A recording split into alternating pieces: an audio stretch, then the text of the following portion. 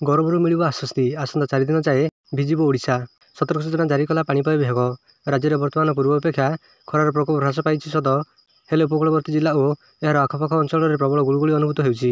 ରାଜଧାନୀ ଭୁବନେଶ୍ୱରରେ ମଧ୍ୟ ଅସହ୍ୟ ଗୁଳୁଗୁଳି ଅନୁଭୂତ ହେଉଛି।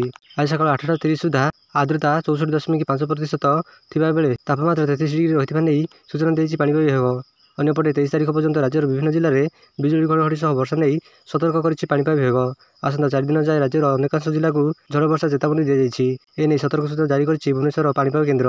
21 ତାରିଖ ପାଇଁ 16 ଜିଲ୍ଲାକୁ ବିଜୁଳି ଓ ଘଡ଼ଘଡ଼ି ନେଇ ୟେଲୋ ଆଲର୍ଟ ଜାରି କରାଯାଇଛି। 22 ଓ 23 ତାରିଖରେ ମଧ୍ୟ ଦକ୍ଷିଣ ଓଡ଼ିଶା, ଉତ୍ତର ଓଡ଼ିଶା ସହ ରାଜ୍ୟର ଅନ୍ୟାନ୍ୟ ସ୍ଥାନରେ ବର୍ଷା ହେବାର ସମ୍ଭାବନା ରହିଛି ବୋଲି ଆଞ୍ଚଳିକ ପାଣିପାଗ ବିଜ୍ଞାନ କେନ୍ଦ୍ର ପକ୍ଷରୁ ପୂର୍ବାନୁମାନ କରାଯାଇଛି। ପୁଣି ବଦଳିଲା ସୁନା ଦର। ଉଭୟ 22 ଓ 24 କ୍ୟାରେଟ୍ ସୁନା ଦର ବଢ଼ିଛି। କିଣିବା ପୂର୍ବରୁ ଜାଣନ୍ତୁ ଆଜି ଆପଣଙ୍କ ସହରରେ କେତେ ଅଛି ସୁନା ମୂଲ୍ୟ। 24 କ୍ୟାରେଟ୍ ସୁନା ଦାମ 10 ଗ୍ରାମକୁ 95,510 ଟଙ୍କା ରହିଛି। ଗତକାଲି ଏହା 95,130 ଟଙ୍କା ଥିଲା।